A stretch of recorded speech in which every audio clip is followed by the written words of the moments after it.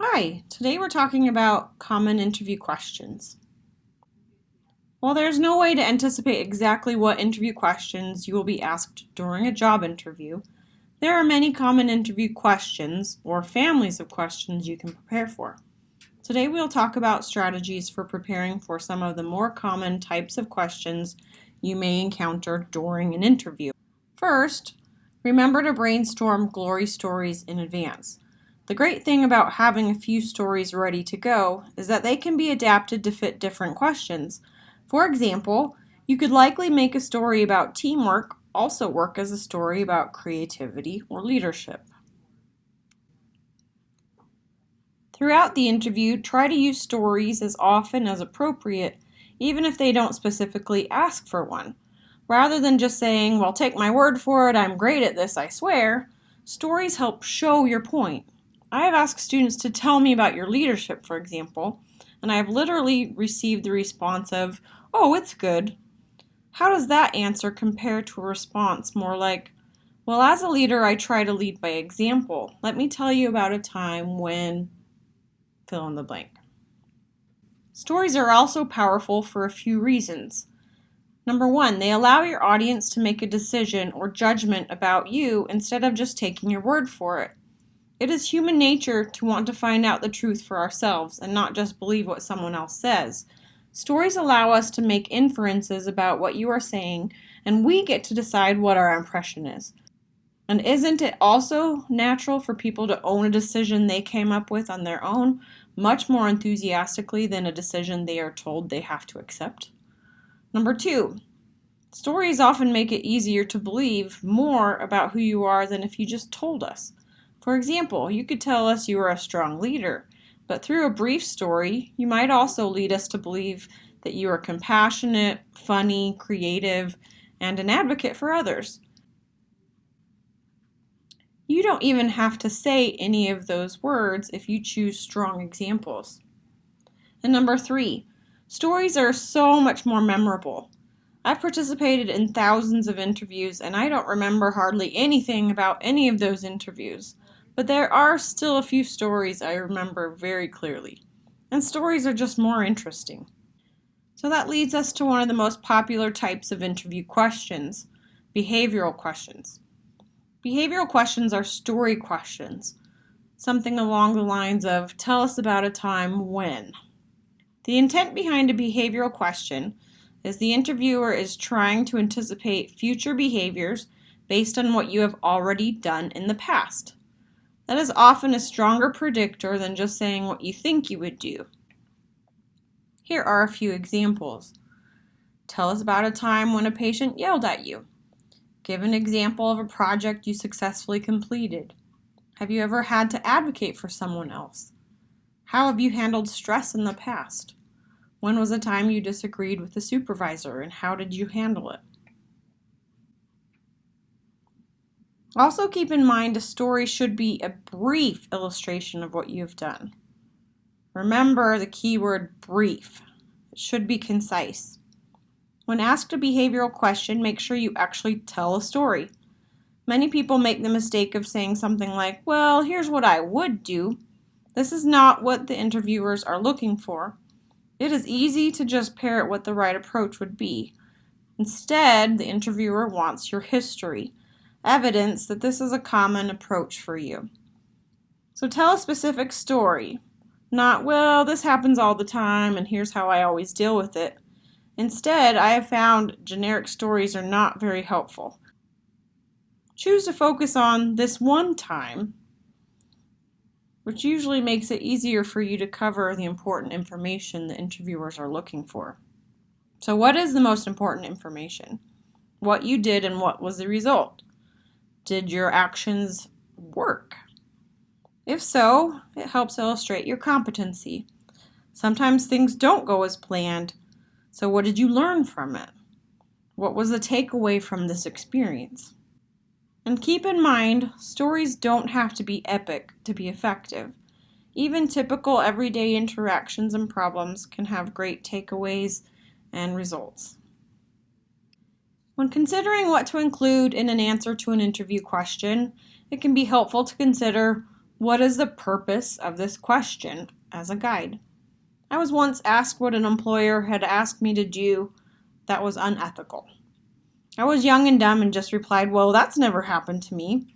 So they followed up with a second question that sounded like they were asking me the exact same thing again, and I said, well, didn't I just answer that? That's never happened to me before. Surprise, I didn't get the job. In hindsight, it's so obvious to me now that they weren't going to hire me just because I was fortunate enough to have a work history at ethical companies. They wanted to see how I could handle pressure from others to do something unethical. What I wish I had said was something more like, I have been fortunate to never have faced that situation at work, but let me tell you about a time when my friends tried to get me to do this. Sometimes you can similarly benefit from changing the context a little bit, and just be aware of the objective of their question as a guide to your answer so you don't focus on the wrong things. Tell me about yourself, and introduction questions are perhaps the most common interview questions ever.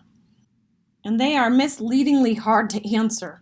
I can't tell you how many times I've heard, well, what do you want to know?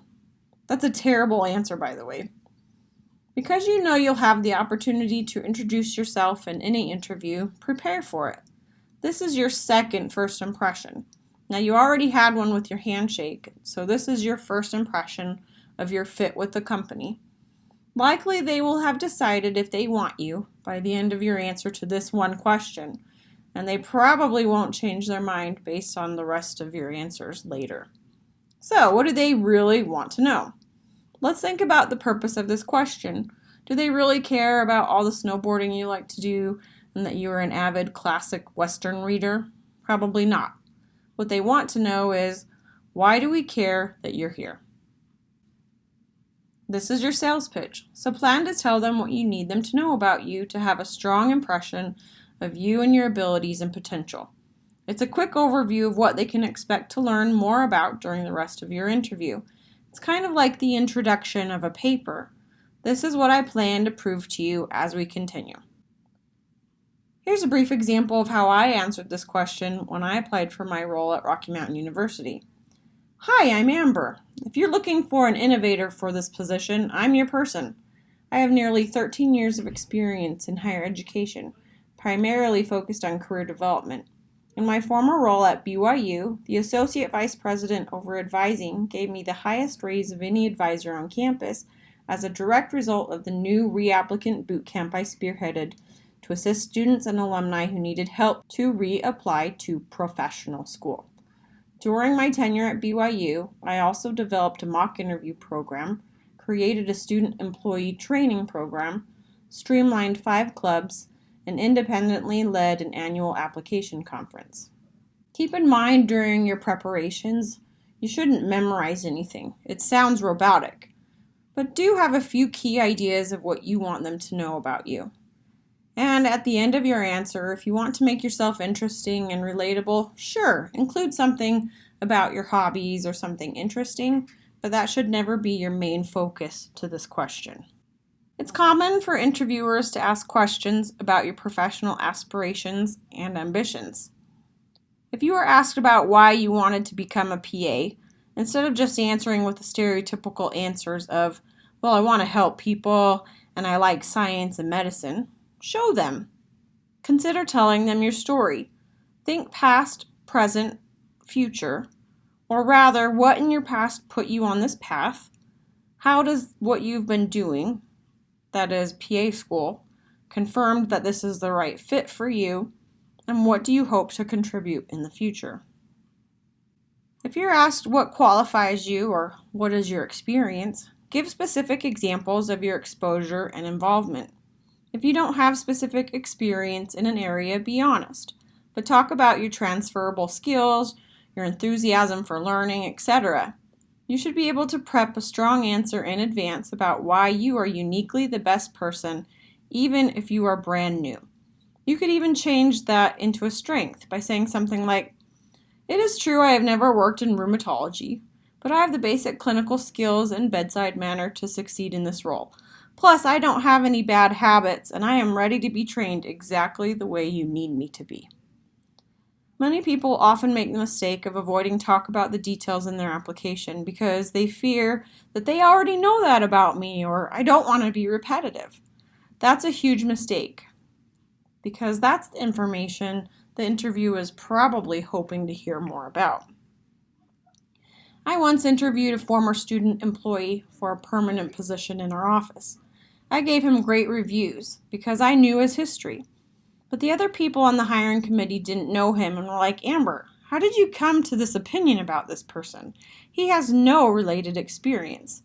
They had no idea the contributions he had offered our office because he had assumed we already knew everything about his experience and didn't talk about it.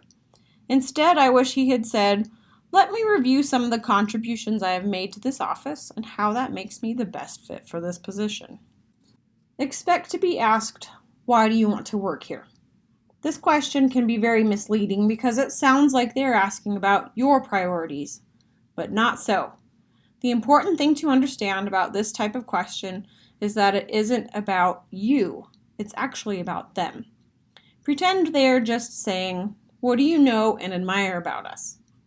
Hiring and training is one of the highest expenses for most organizations. Once you are there, the company hopes you'll be an amazing fit and someone who decides to stay for a really long time. As an employee, you'll likely be much more invested if you were excited to be there. So reflect on past experience where you went to a job because you had to. It was just a way to pay the bills. How did that experience compare to positions you were excited about? Which employer got more out of you? The more you can show a company you know about them, the more evidence they have that you really want to be there. Someone who isn't excited isn't going to go out of their way to learn more. So do your research. Get online and look at their mission, their origin and history, the profiles of the people who work there. What do patients say about their clinic? Have they been in the news? What growth are they experiencing? And be specific when sharing those details with them. It's likely you'll also be asked, why are you interested in working in this setting or specialty? I have found that most interview questions are best answered with specific details. So brainstorm specific reasons why you want to work in that specific setting or specialty.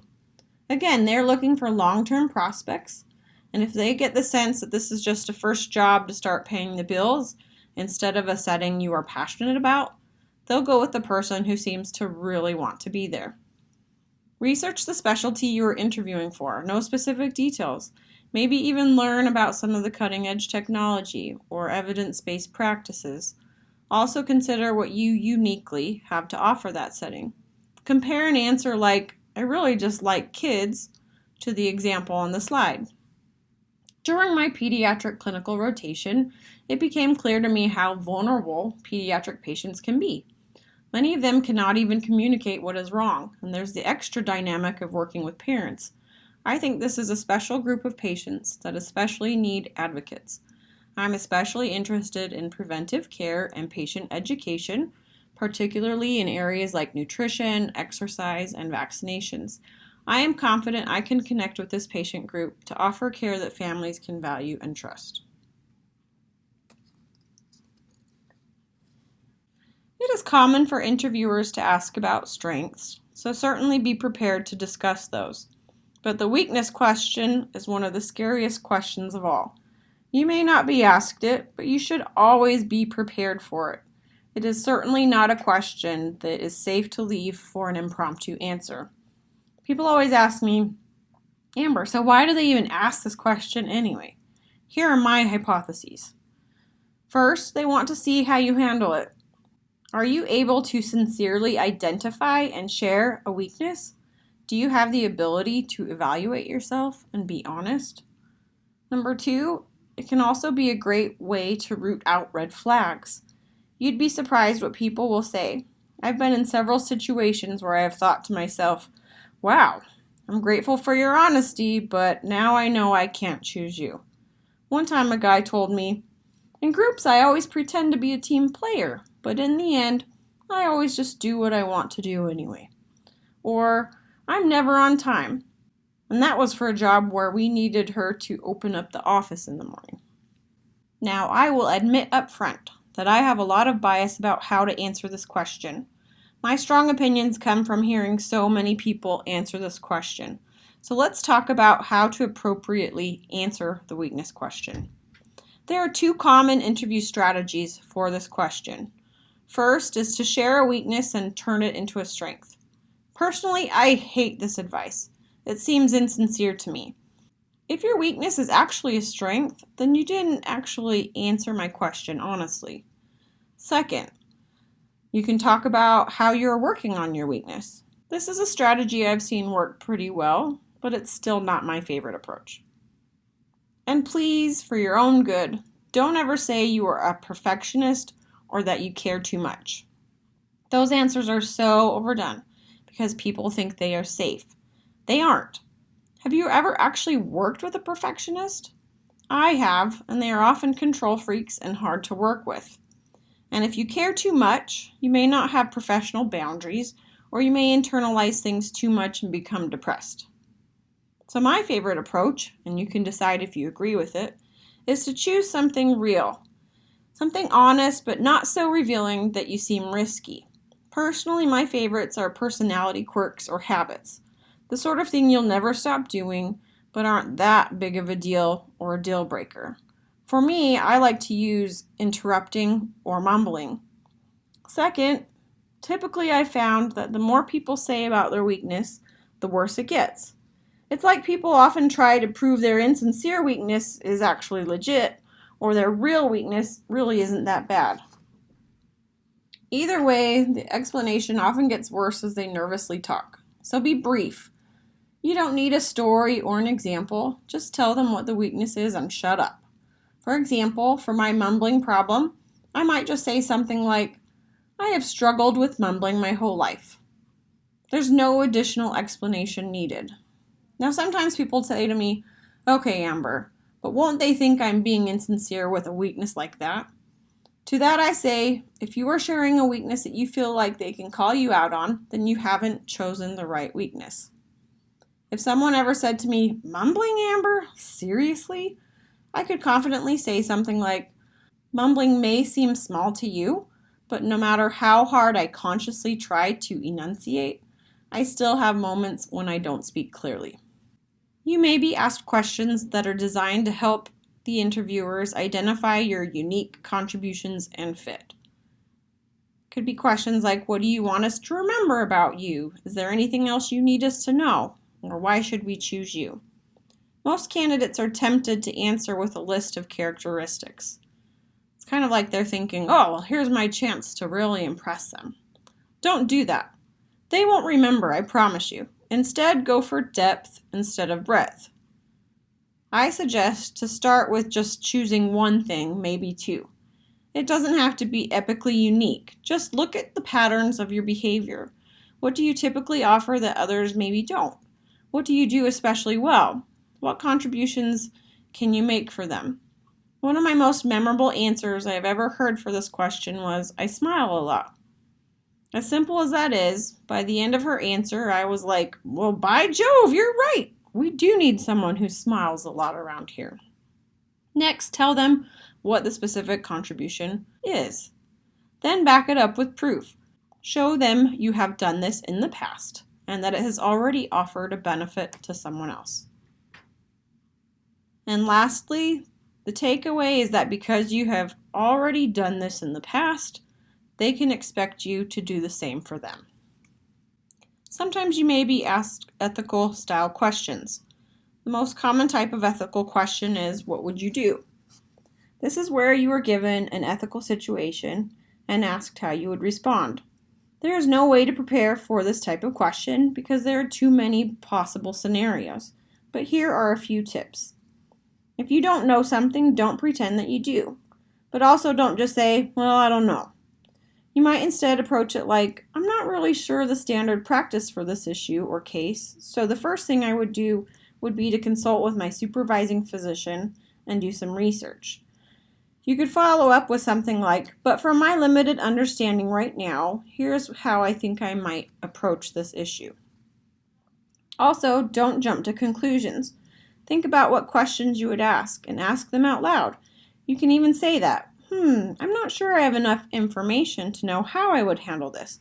The first question I would ask is, and then you can walk through the outcomes based on the information you might acquire.